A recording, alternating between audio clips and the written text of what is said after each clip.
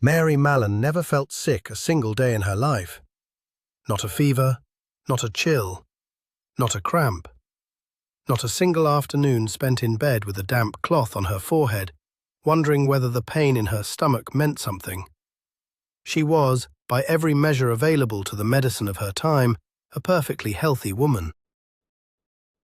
Strong enough to work 6 days a week in the kitchens of New York's wealthiest families. Steady enough to hold a position for months at a time in houses where the standards were exacting and the dismissals were swift. She made soups. She made roasts. She made soups. She made roasts. She made, by several accounts, a peach ice cream that people remembered years after they had eaten it. Mary Mallon was good at her work, and her work was killing people. Between 1900 and 1907, she moved through at least 7 households in the New York metropolitan area. In nearly every one, within weeks of her arrival, someone contracted typhoid fever. Sometimes one person, sometimes half the house. The fever would appear, the household would descend into crisis, doctors would be summoned, quarantine measures would be discussed, and by the time anyone thought to look at the kitchen, the cook would already be gone. Moved on. New address, new employer, new references. Same hands washing the same lettuce, kneading the same dough, slicing the same peaches into the same cream. She never made the connection. Or, and this is the question that sits at the center of everything that follows, she refused to. Blackwell pulled the case file on Mary Mallon not because it is a story about bacteria. Bacteria are simple. They do what they do. They colonize. They reproduce. They kill or they don't. The story of Mary Mallon is about something far more complicated than bacteria. It is about a human being who was handed the truth about herself, handed it directly, in plain language, with evidence, by qualified professionals, on multiple occasions, and chose each time to set it down. She did not believe in germs. Unfortunately, the germs did not require her belief. To understand how one woman became the most dangerous cook in the history of American public health, and to understand why the system that eventually caught her did what it did, you need to understand 3 things: the city, the disease, and the science that had not yet invented a word for what she was. New York City at the turn of the 20th century was 2 cities sharing one address. Above 14th Street, the avenues widened. The brownstones had parlors and servants' quarters and ice delivered on Tuesday mornings. Below 14th Street, and especially on the Lower East Side, the city packed more human beings per square block than almost any other place on Earth. Tenement buildings rose 5, 6, 7 stories, each floor subdivided into apartments barely large enough for a family of 4, most holding families of 8 or 10 or 12. Hallways were dark, stairs were narrow, windows faced air shafts that admitted neither air nor light. Running water was intermittent at best and non-existent at worst. Sewage systems were overtaxed and underfunded. Garbage collection depended on which alderman owed which contractor a favor, which meant it depended on nothing reliable at all. In these conditions, disease was not an event, it was a climate. Tuberculosis, cholera, diphtheria, smallpox, and typhoid fever. Typhoid thrived where water moved through pipes that were not sealed, where sewage seeped into wells, where 100 families shared a single privy in a courtyard that doubled as a playground. In the tenements, typhoid was endemic. Hundreds of cases every year, sometimes thousands. The poor expected it the way they expected lice and landlords, a cost of living in a city that charged them for everything and guaranteed them nothing. But here is the detail that shapes the entire story of Mary Mallon. Typhoid, in the public mind of 1900, was a disease of poverty. It was a disease of immigrants, of crowding, of filth, of people who did not wash their hands because they did not have clean water to wash them in. When typhoid appeared in a tenement on Hester Street, it was regrettable but unremarkable. When it appeared in a mansion on Park Avenue or in a summer rental on Long Island, it was something else entirely. It was an accusation. It suggested that the plumbing was inadequate, that the servants were dirty, that the family had allowed the diseases of the lower orders to cross the invisible barrier that was supposed to separate wealth from consequence.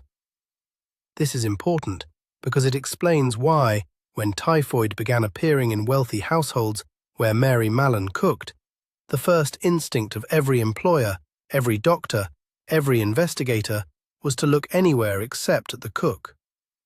The cook was a servant. The cook was Irish. The cook was a woman. The cook was healthy. The disease had to be coming from somewhere else, from the water, from the milk, from the plumbing, from the ice, from the clams, from the air, anywhere, everywhere, but not from the hands of the woman who prepared the food. That would require a kind of transmission that, in 1906, most American physicians had not yet been forced to confront. Typhoid fever is caused by the bacterium Salmonella enterica serovar typhi. It enters the body through the mouth, typically in contaminated food or water. It penetrates the intestinal wall, enters the bloodstream, and colonizes the lymphatic tissue, the spleen, and the liver. Symptoms begin 1 to 3 weeks after exposure. Sustained high fever, sometimes reaching 104 degrees. Headache, abdominal pain, a distinctive pattern of rose-colored spots on the chest and abdomen. Diarrhea or constipation. Confusion. In severe cases, intestinal hemorrhage. Perforation of the bowel wall. Sepsis. Death. The fatality rate in the early 20th century was approximately 10%, meaning for every 10 people who contracted typhoid, 1 did not recover. The disease was understood.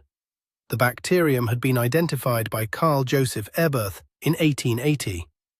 The mechanisms of transmission, fecal-oral, through contaminated water and food, were well established.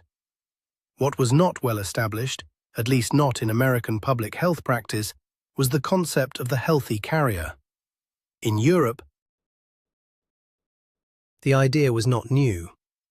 Robert Koch, the German bacteriologist who had identified the tuberculosis bacillus and the cholera bacillus, had described the phenomenon in the 1890s. He documented cases in which individuals who had recovered from typhoid continued to shed the bacteria in their feces for months, years, sometimes indefinitely. These individuals showed no symptoms. They felt perfectly well. They had no fever, no abdominal pain, no rose spots, no sign of active infection. But their bodies, specifically their gallbladders, harbored colonies of living Salmonella typhi, which reproduced continuously and were excreted continuously in stool. Anything these individuals touched after using the toilet, anything they prepared with unwashed hands, anything that came into contact with even microscopic traces of their fecal matter, became a potential vehicle for the disease. Koch estimated that roughly 3% of people who recovered from typhoid became chronic carriers. 3 out of every 100. In a city the size of New York, with thousands of typhoid cases every year, this meant that at any given time there were hundreds, possibly thousands, of healthy carriers walking the streets, working in kitchens, handling food, serving families, pouring milk, washing vegetables, slicing bread. Most of them never knew what they were. Most of them never caused an identifiable outbreak. The bacteria they shed were diluted by distance, by hand-washing, by cooking temperatures, by the sheer vastness of the city and its food supply. They were dangerous in theory. In practice, most of them were invisible. But Mary Mallon was not most of them. Mary Mallon worked as a cook. She worked in close contact with food. She prepared dishes that were served directly to small groups of people in enclosed households. And she had a specialty that turned out to be particularly lethal: her peach ice cream. Made with fresh peaches, cut by hand, mixed with cream, never cooked, served cold. A perfect delivery system for a bacterium that dies at high temperatures but thrives at low ones. And she never washed her hands. Not in the way that mattered. Not in the way that would have killed the bacteria she was shedding from her gallbladder into her intestinal tract and out of her body every time she used the toilet. The connection between hand washing and disease prevention was understood by physicians, but it was not widely practiced by domestic workers. And it was not enforced by employers. The idea that a healthy woman needed to scrub her hands with hot water and soap before touching food, not because her hands were dirty, but because her body was harboring an invisible pathogen, was a concept that required a level of microbiological literacy that simply did not exist among the working class of 1906. Mary Mallon did not have that literacy, but that is only part of the explanation. The rest of it, the part that makes her story something more than a cautionary tale about hygiene, is that even after she was given that literacy, even after it was explained to her in the most direct possible terms, she did not change. The summer of 1906, Oyster Bay, Long Island. A banker named Charles Henry Warren rented a large vacation home for his family and their guests. The house was substantial: private water supply, private plumbing, no connection to the municipal systems that served the town. 11 people occupied the house that summer: family members, servants, a friend of the family, and the cook. Mary Mallon, hired through an agency, arrived in early August. By the end of August, 6 of the 11 people in the house were sick with typhoid fever. 6 out of 11. A 55% attack rate in a house with clean water, new plumbing, and no obvious source of contamination. One of the sick was the daughter of the owner. Another was the gardener. Another was the wife of the gardener. The household was in chaos. Doctors were summoned. The local health department was notified. The owner of the property, George Thompson, not the renter, but the man who owned the house and rented it to Warren, was alarmed. Not principally out of compassion for the sick, although the record does not suggest he was a heartless man. He was alarmed because he could not rent the property the following summer if it was known as a typhoid house. Oyster Bay was a resort community. The families that rented there were wealthy, cautious, and deeply sensitive to any association with disease. A typhoid outbreak in a vacation home was a commercial catastrophe. Thompson hired investigators, the standard approach. They tested the water supply. Negative. They tested the milk delivery. Negative. They examined the cesspool, the drainage, the pipes, the cistern, the septic system. Everything came back clean. The investigators filed their report. Source of outbreak: undetermined. Case closed. Thompson was not satisfied. A house does not produce typhoid from nowhere. Something had introduced the bacteria. Someone had introduced the bacteria, and Thompson needed to know who, because next summer's rental income depended on it. He asked around. He consulted colleagues, and someone, the record is not entirely clear who, suggested he contact George Albert Soper.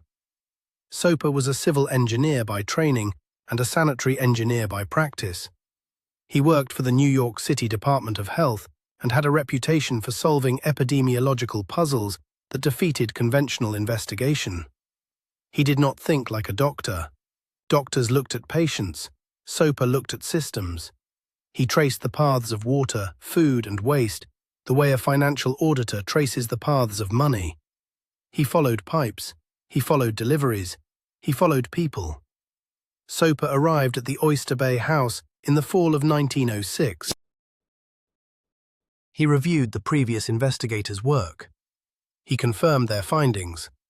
The water was clean. The milk was clean. The plumbing was sound.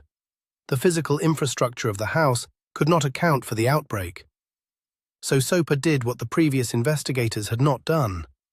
He stopped looking at the house and started looking at the people. He obtained a list of everyone who had been in the house during the summer. 11 names. He mapped their arrival dates, their departure dates, their movements within the house, their duties, their contact with one another.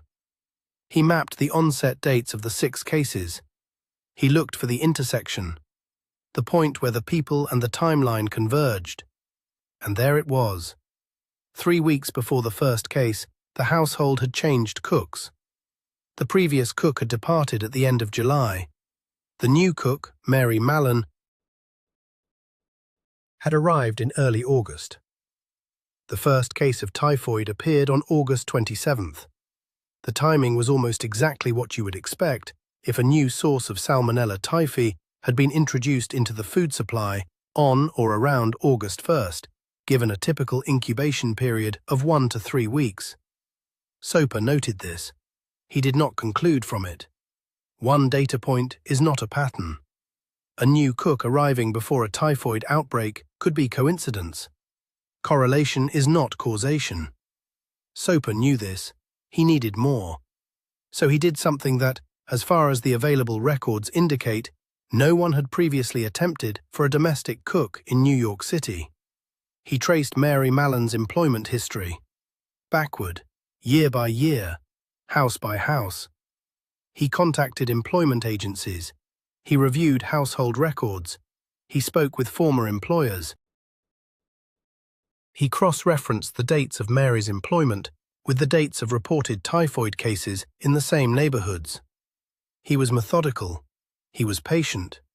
He was, in the assessment of colleagues who worked with him, nearly obsessive in his thoroughness.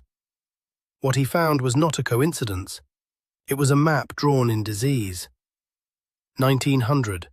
Mamaroneck, New York. Mary Mallon worked for a family as a cook. Within 2 weeks of her arrival, a resident of the household developed typhoid fever.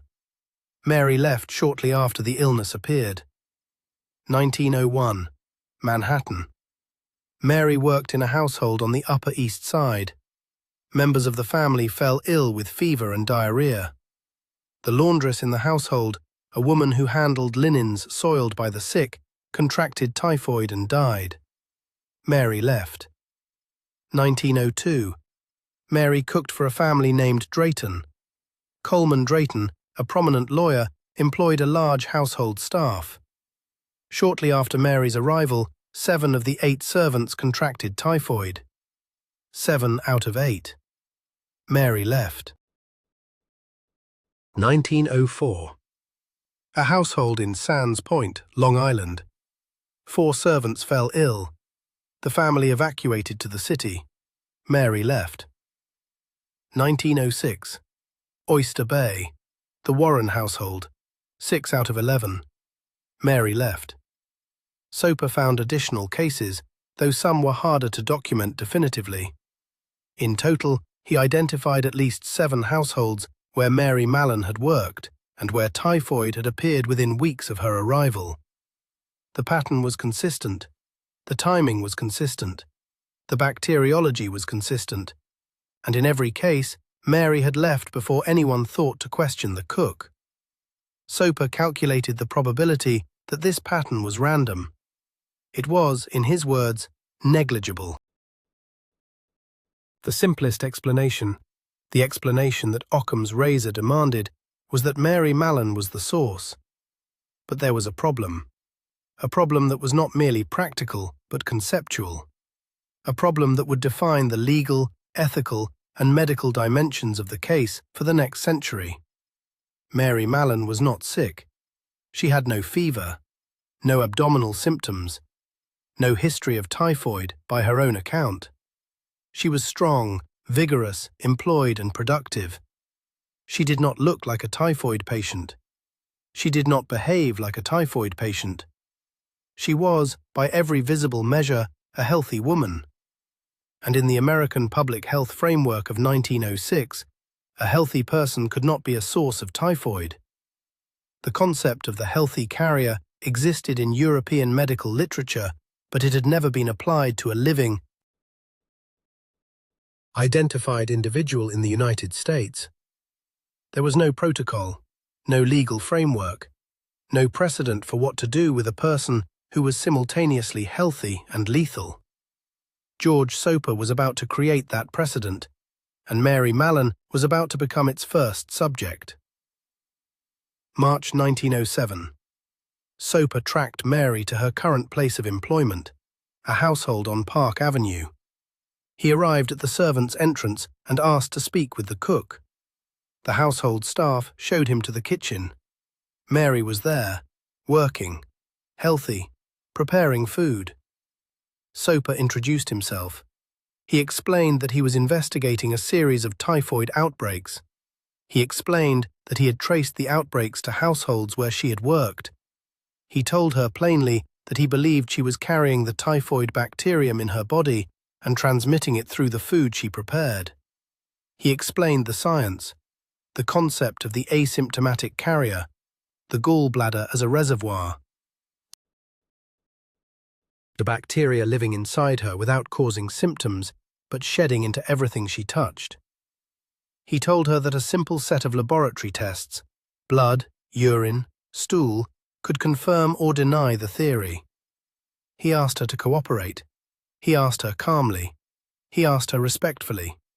He presented the request as a matter of mutual interest, for her sake as well as the sake of the people she cooked for. Mary Mallon listened. Then she picked up a carving fork. Not a spoon, not a ladle, a carving fork. The kind with two long, sharp tines designed to hold a roast steady while it is being cut. She advanced on Soper. She told him to leave. The language she used was, by Soper's own account, emphatic. He left, but he did not abandon the investigation. He returned several days later with a colleague, Dr. Raymond Hubler, a physician. They approached Mary again. Hubler attempted a different approach.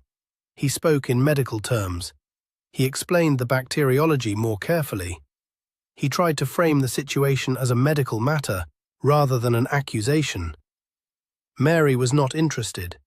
She told them she was perfectly healthy. She had never had typhoid in her life. She could not be spreading a disease she did not have. The idea that a healthy person could carry disease was to her absurd, a lie, a trick, a persecution. She ordered them to leave. When they hesitated, she made clear that the carving fork had not been put away. Soper left again, but now he had enough data to take the case to the authorities. He went to Dr. Herman Biggs, the chief medical officer of New York City. He went to Dr. Walter Bensel, the sanitary superintendent. He presented his findings: 7 households, dozens of cases, 1 cook. The pattern was unmistakable. The health department agreed. Mary Mallon had to be tested, and if she would not cooperate voluntarily, she would be compelled. The task was assigned to Dr. Sarah Josephine Baker. Baker was remarkable by any standard. She was one of the few women physicians in New York City's public health apparatus.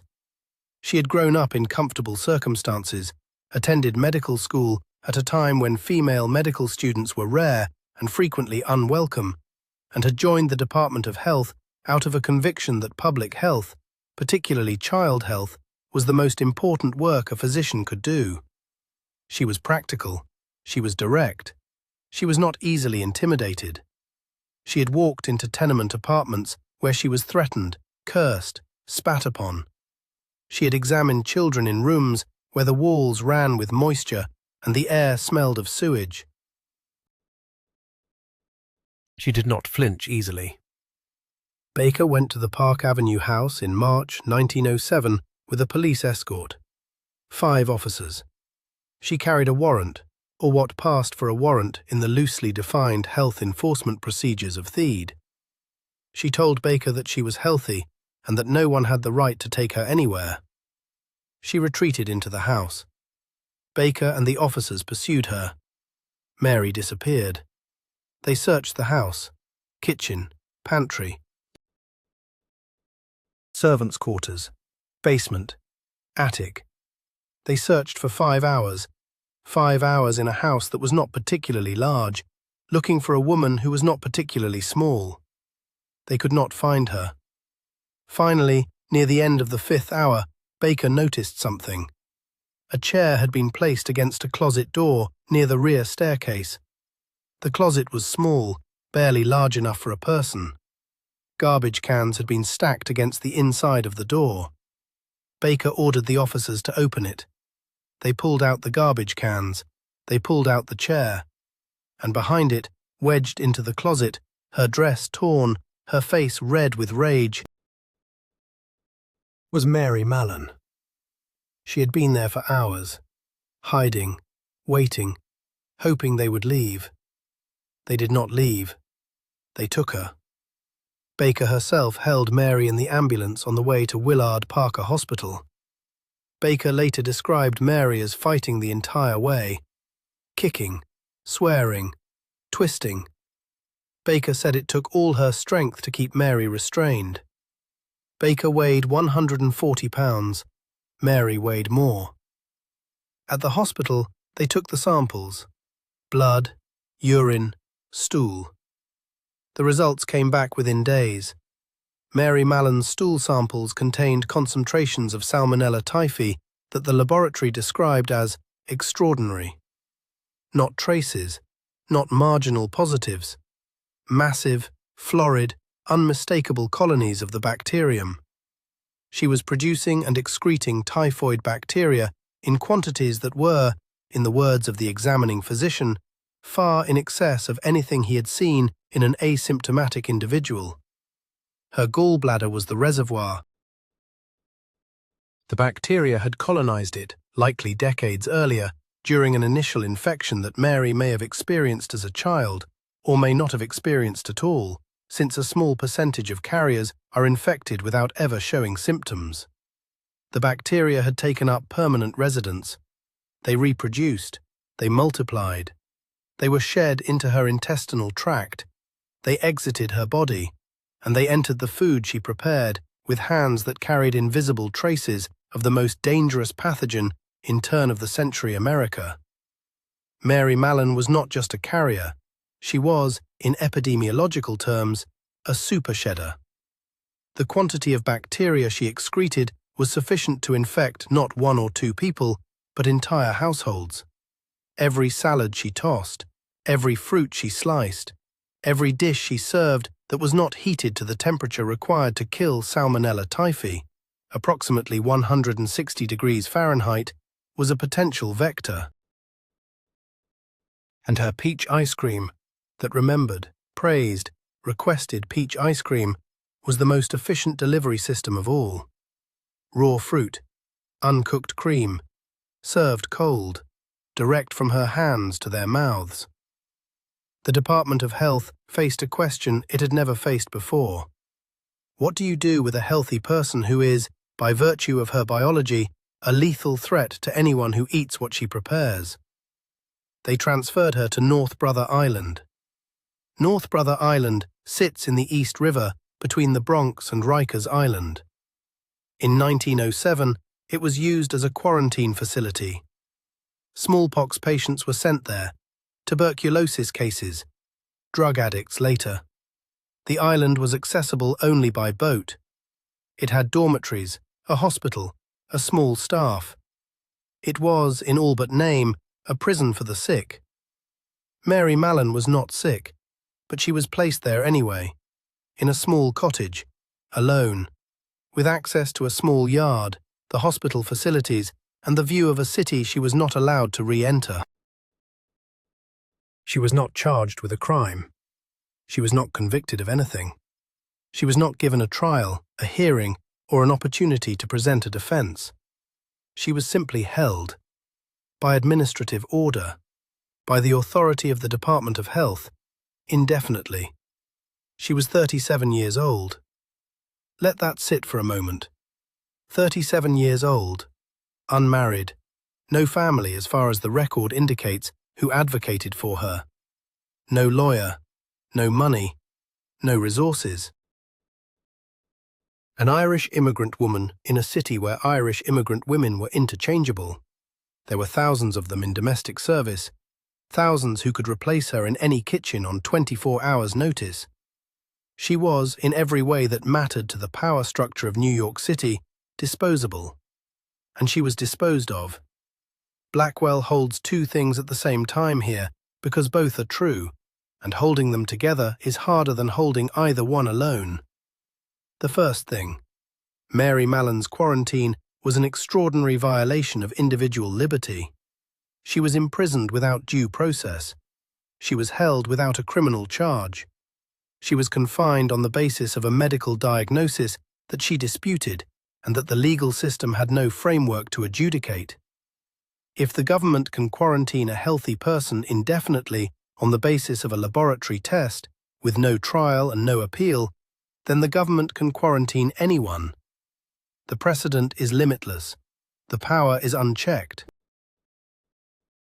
And the people most likely to be subjected to it are the people who have always been most vulnerable to unchecked power: the poor, the immigrant, the female, the unconnected. The second thing, Mary Mallon was directly responsible for the illness of dozens of people and the death of at least 3. She was told this. She was shown the evidence. She was offered alternatives, and she refused all of them. She was not an unknowing victim. She was an informed agent who chose not to act on her information. Both of these things are true. The easy version of the story picks one and discards the other. The civil liberties version makes Mary a martyr. The public health version makes her a monster. Neither version is honest. Honesty requires holding both truths in the same hand and feeling the weight of each. Mary spent 3 years on North Brother Island, 3 years in the cottage, 3 years watching the East River, 3 years being tested regularly by physicians who confirmed every time that she was still shedding Salmonella typhi. 3 years in which she was visited occasionally by reporters who turned her into a sensation. The newspapers called her Typhoid Mary. The name stuck. It has not come unstuck in more than a century. She hated the name. She said so, repeatedly, in letters to newspapers, in legal filings, in conversations with anyone who would listen. She was Mary Mallon. She was a cook. She was a healthy woman being held against her will by a government that could not prove she had done anything wrong. She did not believe she was carrying typhoid. She did not believe the test results. She did not believe the doctors. She did not believe the science. She wrote to George Francis O'Neill, her lawyer, and instructed him to file a writ of habeas corpus. The case was heard in 1909. Mary testified. She said she was healthy. She said she had never had typhoid. She said the laboratory results were unreliable. She said the government was persecuting her because she was an Irish immigrant woman with no money and no influence. The judge was sympathetic, but the law, such as it was not on Mary's side. The public health statutes of New York State granted the Department of Health broad authority to quarantine individuals who posed a threat to public health. The statutes did not specify that the individual had to be symptomatic. They did not require a criminal charge. They did not require a trial. They required only that the health department demonstrate to its own satisfaction that an individual was a danger. Mary's writ was denied. She remained on North Brother Island, but the case attracted attention, and in 1910 a new health commissioner took office, Ernst Lederle. He reviewed the Mallon case. He was troubled by the indefinite nature of the quarantine. He was also, perhaps, sensitive to the political optics of holding a healthy woman on an island without a trial date or a release date. He decided that Mary could be released, on conditions. The conditions were straightforward. Mary would never work as a cook again. She could pursue any other form of employment: laundress, seamstress, domestic cleaner, factory worker, anything that did not involve preparing food for other people. She would report to the health department at regular intervals. She would submit to periodic testing, and she would understand clearly, explicitly, unambiguously that if she returned to cooking, she would be returned to the island. Mary agreed. She signed a document acknowledging the conditions. She left North Brother Island in February 1910. For a time, she kept her word. She worked as a laundress. The pay was roughly half what she had earned as a cook. The work was harder. It was physical labor, scrubbing, wringing, pressing, performed in hot, damp rooms for 10 or 12 hours a day. The hours were longer. The conditions were worse. The social status was lower. A cook in a wealthy household had a certain standing among the domestic staff. A laundress had none. Mary Mallon had been a cook her entire adult life. It was not merely her job, it was her identity. It was the thing she was good at. It was the source of whatever small dignity and recognition she had managed to accumulate in a life that offered few of either. And now she was washing other people's sheets. What happened next is the part of the story that makes it impossible to tell it as a simple tale of persecution. Sometime around 1913, Mary Mallon stopped working as a laundress. She changed her name. She became Mary Brown, and Mary Brown applied for a position as a cook. She got one, and then another, and then another. For approximately 2 years, Mary Brown moved through New York kitchens. She worked in hotels. She worked in restaurants. She worked in private homes. She used her new name. She did not report to the health department. She did not submit to testing. She did not stop preparing food. The health department did not track her. The conditions of her release had included no mechanism for enforcement. There was no parole officer, no check-in system, no address on file. She had been released on the honor system, and the honor system had one critical flaw. It depended on the honor of a person who did not believe she had anything to be honorable about. Mary Mallon did not believe she was a carrier. She had never believed it. 3 years on North Brother Island had not changed her mind.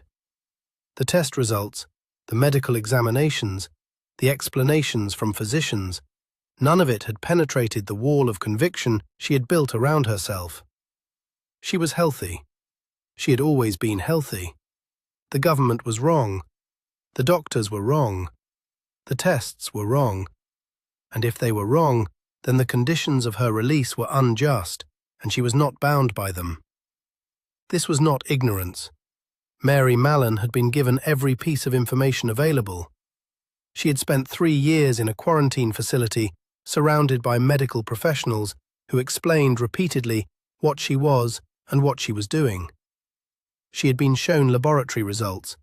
She had been offered surgery, removal of the gallbladder, which would almost certainly eliminate the bacterial reservoir. She had refused. She had been offered alternative employment. She had accepted. And then she had walked away from all of it and gone back to the only work she wanted to do. This was denial, not the casual, passive denial of someone who has not thought carefully about a difficult truth. This was the active, structural denial of someone who has examined the truth and decided that it cannot be true because accepting it would require the demolition of everything she believed about herself. I am healthy. I have always been healthy. I cannot be carrying a disease I have never had. Therefore the tests are wrong. Therefore the doctors are wrong. Therefore I can cook. Each statement follows logically from the one before it. The chain of reasoning is internally consistent. It is also, in every particular, wrong, and the wrongness of it killed people.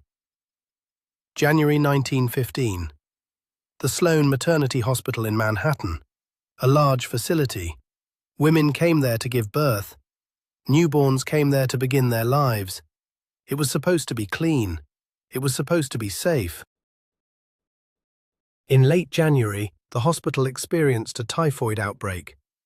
Not among the surrounding neighborhood, not from the water supply, inside the hospital itself, among the staff. 25 people fell ill with typhoid fever. 25. In a maternity hospital. Nurses who had been caring for new mothers and newborn infants were suddenly bedridden with sustained fevers of 103, 104 degrees. Staff members who had been sterilizing instruments and changing linens were incapacitated. The hospital's ability to care for its patients was compromised. New mothers were at risk. Newborns were at risk. 2 of the 25 did not survive.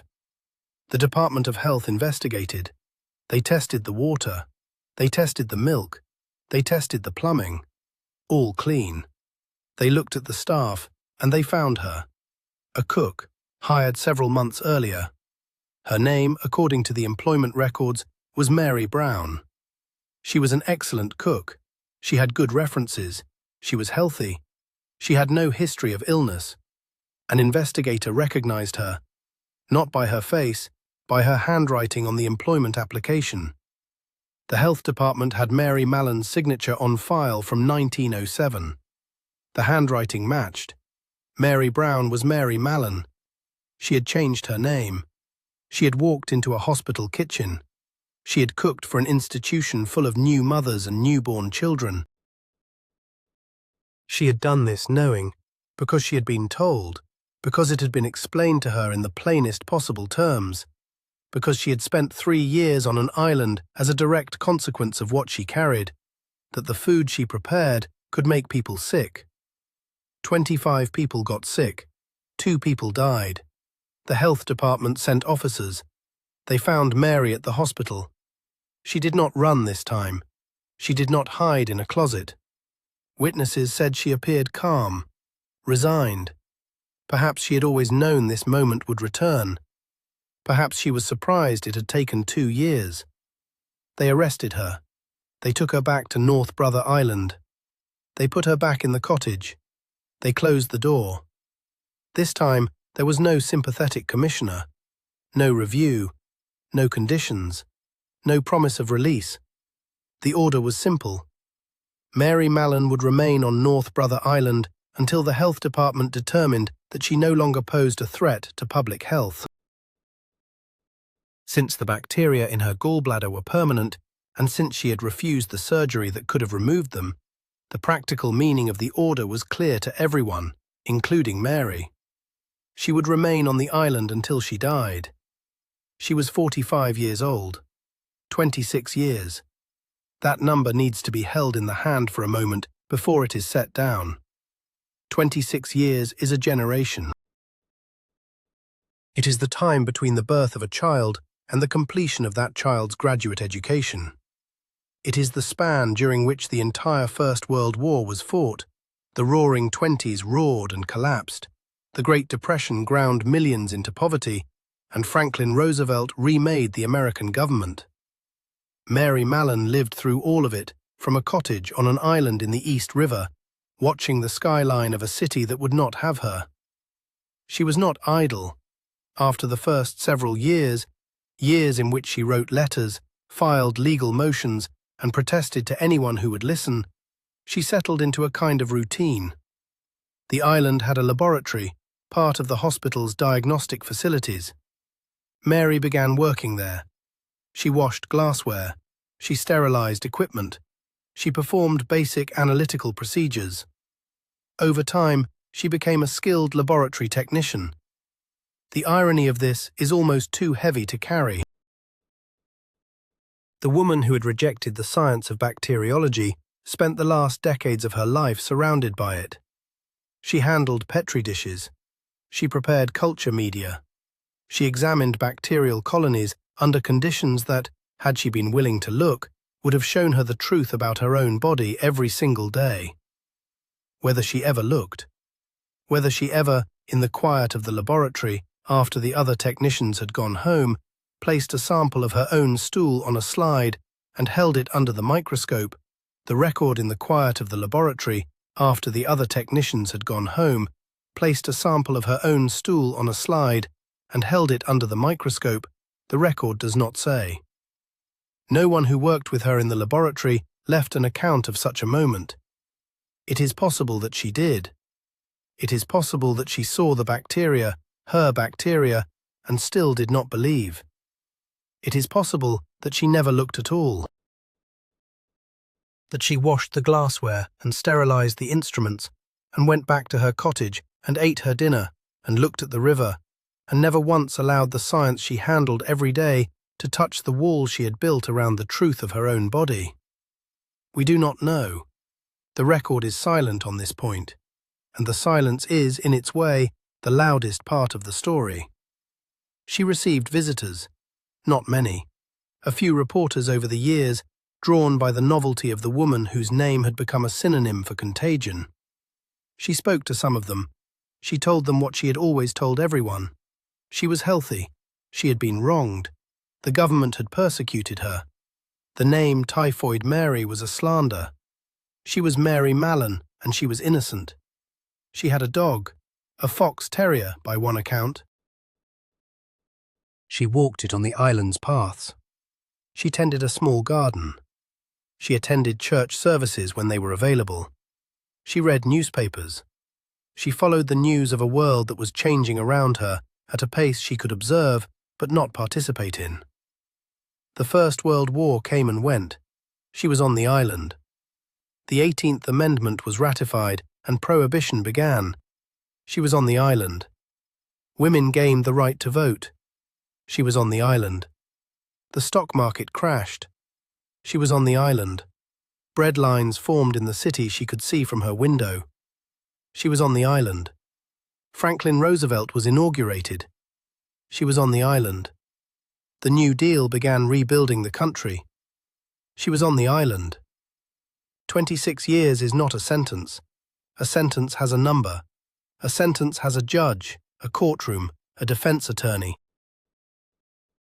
An appeal. 26 years of administrative quarantine is something else. It is a decision made by a bureaucracy and never revisited. It is a door that closes and is never opened because no one remembers to check whether it should be. Did anyone in the Department of Health in 1920 or 1925 or 1930 review the Mallon case and ask whether continued quarantine was justified? Did anyone weigh the cost of holding one woman on an island against the risk of releasing her into a city that now had better sanitation, better hygiene education, better public health infrastructure than it had in 1907? Did anyone consider that Mary Mallon, now in her 50s, now in her 60s, was unlikely to return to cooking, that the labour market had changed, that a woman of her age and infirmity was not the same threat she had been at 37? If such reviews occurred, they left no trace in the archive. The quarantine continued because it had been imposed, and no one with the authority to end it chose to exercise that authority. Inertia is not malice, but the result for the person caught inside it is indistinguishable. On Christmas Day, 1932, Mary Mallon suffered a stroke. She was 63 years old. The stroke left her partially paralyzed on the right side. She could no longer walk without assistance. She could no longer work in the laboratory. She could no longer care for herself. She was transferred from her cottage to the hospital ward on North Brother Island. A bed in a room with other patients. Tuberculosis cases. Mostly. The sounds of coughing, the smell of disinfectant, the view of the river through a window she could not open. She spent the last 6 years of her life in that ward, bedridden, dependent on nurses for the most basic functions. The woman who had once fought 5 police officers and hidden in a closet for 5 hours rather than submit to a medical examination was now unable to rise from a bed without help. On November 11, 1938, Mary Mallon died. She was 69 years old. The cause of death was listed as pneumonia, though the stroke and the years of immobility had contributed to the general deterioration that made pneumonia fatal. 9 people attended her funeral.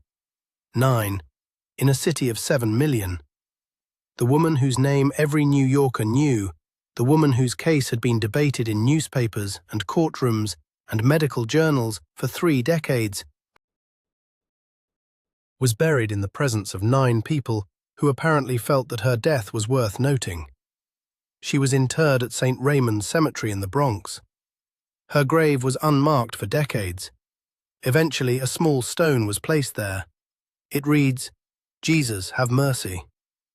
When they performed the autopsy, because of course they performed the autopsy, because even in death, Mary Mallon was a specimen before she was a person, they found what the doctors had always said they would find: live typhoid bacteria, active, reproducing, in her gallbladder where they had been living for at least 40 years, probably longer, possibly her entire adult life. The bacteria had outlived her ability to walk, to work, to speak coherently, to feed herself. They had outlived her will to fight. They had outlived her denials and her protests and her certainty that she was healthy. They were still alive when she was not. She had been shedding Salmonella typhi until the day she died. Now, the question that Mary Mallon left behind. It is worth setting out carefully because it is not a question with an answer. It is a question with a tension, and the tension is permanent. On one side, individual liberty. Mary Mallon was never convicted of a crime. She was never charged with a crime. She was held for a total of 29 years, 3 in her first quarantine, 26 in her second, without a trial, without a jury, without the procedural protections that the Constitution nominally guaranteed to every person on American soil. The government decided she was dangerous and removed her from society. If the state can do this to one person, on the basis of a laboratory test and a bureaucratic determination, it can do it to anyone. The precedent has no natural limit. The people who make this argument are not wrong. The quarantine of Mary Mallon was, by any standard of procedural justice, an outrage. She was denied the most basic rights of due process. She was held longer than most convicted murderers of her era. She was treated not as a citizen with rights, but as a biological hazard to be contained. And she was treated this way, at least in part, because she was poor, Irish, female, and without political connections. Had she been a wealthy man with a lawyer and a congressman, the story would almost certainly have ended differently. On the other side, public safety. Mary Mallon was directly linked to at least 53 confirmed cases of typhoid fever. At least 3 people died. Some epidemiological analyses place the true numbers higher, possibly over 100 infections, possibly more deaths that were attributed to other causes or simply not tracked. She was informed repeatedly by qualified professionals that she was carrying a lethal pathogen. She was offered treatment. She was offered alternative employment. She was released on explicit conditions. She violated those conditions. She changed her name. She returned to cooking. In a maternity hospital. People got sick. People died. Not because she did not know, because she refused to know. The people who make this argument are also not wrong. Whatever sympathies Mary Mallon deserves as a victim of an unjust system, the people who ate her food and contracted typhoid, and in some cases died from it, deserve something too. Their rights, the right not to be poisoned by a cook who has been told she is poisonous, were real and were violated. Not by the government, by Mary. Both arguments are correct. Both are incomplete. And the incompleteness is the point. Because the case of Mary Mallon is not, in the end, a case about typhoid. Typhoid is the mechanism. The case is about something older and more persistent than any bacterium. It is about what happens when a person is handed information that threatens everything they believe about themselves. Mary Mallon believed she was healthy. This was not a casual belief. It was foundational. It was the bedrock on which her identity rested. She was a strong woman, a working woman, a woman who earned her living with her hands and her skill. She was not sick. She had never been sick. Sickness was something that happened to other people. Weak people. People who lived in tenements and drank bad water. Not to her. And then a man appeared in her kitchen and told her that she was, in fact, the sickest person in the room. That her body was a factory producing millions of lethal bacteria every day. That her hands, which she believed were the instruments of her livelihood and her pride, were the instruments of death. That every meal she had ever prepared, every soup, every roast, every dish of peach ice cream had been a potential delivery system for a disease that killed 1 in 10 of the people it infected. To accept this would have required Mary Mallon to demolish her understanding of herself. To accept that she was not what she believed she was. That the thing she was best at, the one thing that gave her dignity and purpose and a place in the world, was the thing that was killing people. She could not do it, or she would not do it. The distinction between those two phrases may be the most important distinction in the entire story, and it may also be the one distinction that is impossible to make from the outside. Can a person choose not to believe something that is true? Or does the belief choose them? Does the wall of denial erect itself automatically, without conscious decision, as a defense mechanism so fundamental that it operates below the level of choice? Blackwell does not know. The record does not say. Mary Mallon left no diary, no confession, no deathbed statement in which she acknowledged the truth or explained why she could not accept it. She went to her grave maintaining that she was healthy and that the world had wronged her.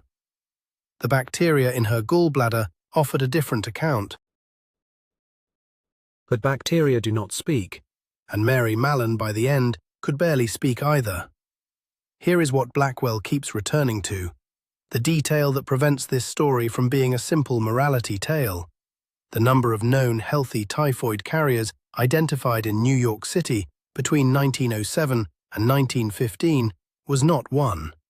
It was not a handful. It was several dozen.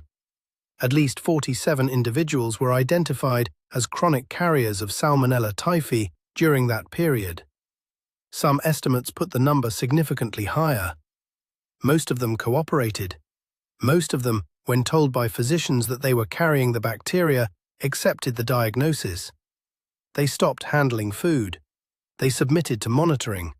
They adjusted their lives. They were not quarantined. They were not sent to islands. They were not held indefinitely without trial. They were tracked, tested periodically, and allowed to live in the community. Several of them worked as food handlers. At least one, a man named Tony Labella, identified as a chronic carrier in 1911, was known to have caused outbreaks. He was not sent to North Brother Island. He was given a warning and monitored. The difference between Tony Labella and Mary Mallon was not biology, it was behavior. Labella cooperated, Mallon did not. Labella stopped cooking, Mallon did not. Labella accepted the science. Mallon rejected it, changed her name, and went back to work. Mary Mallon was not quarantined because she was a carrier. She was quarantined because she refused to stop being dangerous. The quarantine was not a response to her disease, it was a response to her decision. And this is the part that complicates every simple telling of the story. If Mary had cooperated, if she had accepted the diagnosis, stopped cooking, submitted to monitoring, and lived the rest of her life as a laundress or a seamstress or a laboratory technician, she would never have been sent back to North Brother Island. She would have lived out her years in the city, free, anonymous, unknown to history. She chose the kitchen, and the kitchen chose the island. The question of whether the quarantine was just cannot be separated from the question of whether her behavior was responsible. The two questions are entangled, they cannot be pulled apart, and any attempt to answer one without addressing the other is dishonest. Was it right to hold a woman for 26 years without a trial? No, almost certainly not. Not by any standard of justice that values individual rights. Was it right for that woman, knowing what she knew, to change her name and cook for a maternity hospital? No, not by any standard of responsibility that values human life. Both wrongs are real, both are grievous, and neither excuses the other. Mary Mallon's case is cited in every public health textbook. It is taught in every epidemiology course. It appears in law school casebooks on the limits of state power and the tension between individual liberty and collective safety. It has been invoked in debates about mandatory vaccination, about HIV disclosure laws, about tuberculosis quarantine, about Ebola travel restrictions, about COVID-19 isolation orders. Every time a government must decide whether to restrict the freedom of an individual in order to protect the health of a population, the ghost of Mary Mallon enters the room. She sits in the corner. She does not speak, but her presence asks the question that she herself could never answer. Where is the line? Where is the line between the right of a person to live freely and the right of a community to live safely? Where is the line between informed consent and compulsory compliance? Where is the line between a patient and a prisoner? Where is the line between protecting someone and punishing them? The law has not answered these questions, not in 1907, not in 1938 when Mary died, not in 2020 when governments around the world imposed lockdowns and quarantines and travel bans in response to a novel coronavirus. Not now. The questions persist because they are not, at bottom, legal questions. They are human questions.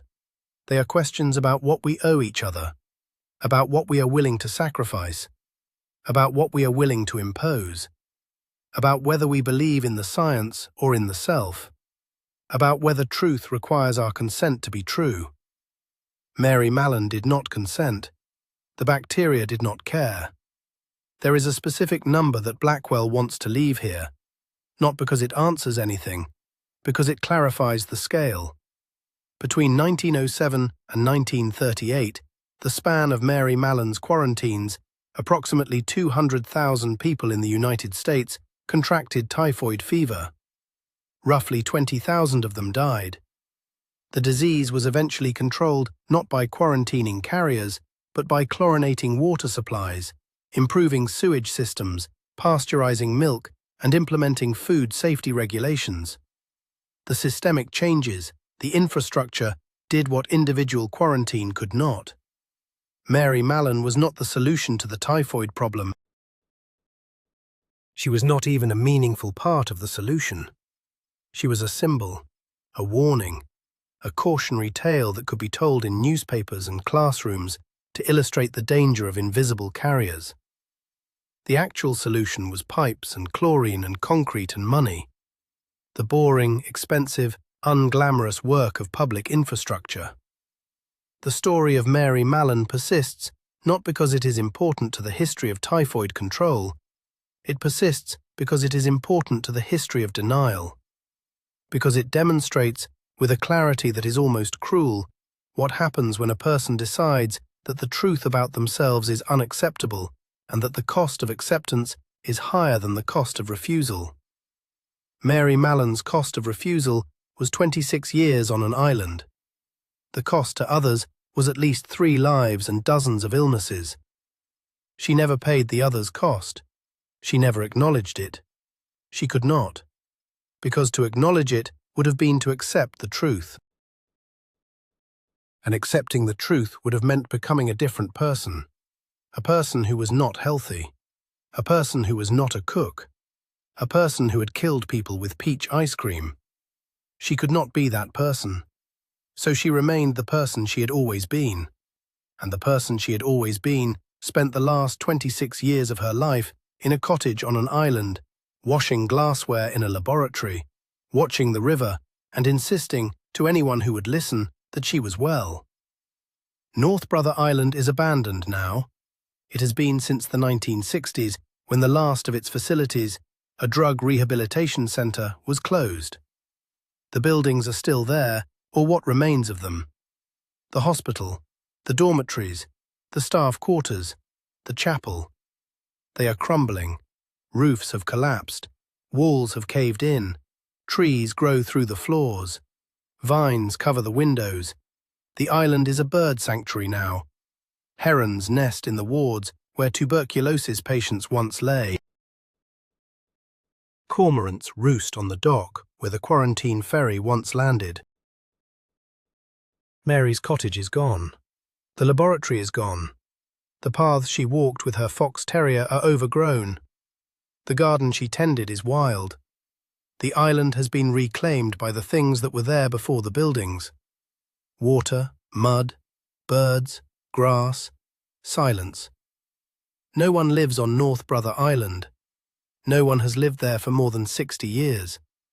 It is one of the few places in New York City where human presence has been completely erased. The city that could not accommodate Mary Mallon could not in the end accommodate the island either.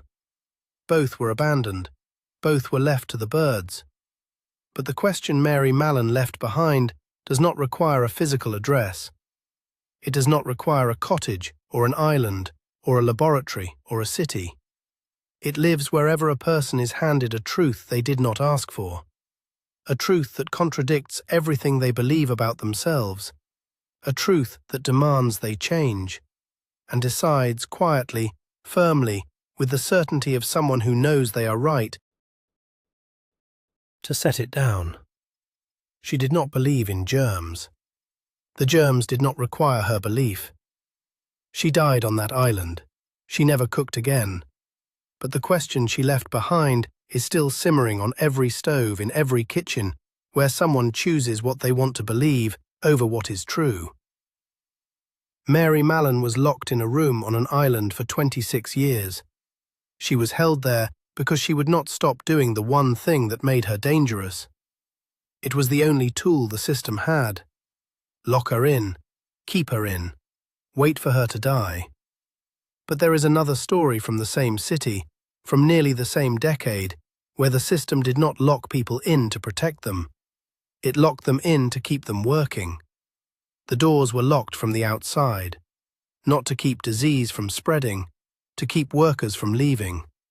And when the fire started on the 8th floor of a building in Greenwich Village on a Saturday afternoon in March 1911, 146 women and girls discovered what those locked doors meant. The youngest was 14 years old. She had been in America for 2 weeks. They could not get out. The doors were locked. The fire escapes collapsed. The elevators stopped. And the windows were 60 feet above the sidewalk, and the fire department's tallest ladder reached only to the 6th floor. Some of them jumped.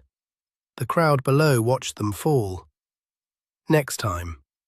The Triangle Shirtwaist Factory. The lock that was not there to keep anyone safe. Blackwell will be there.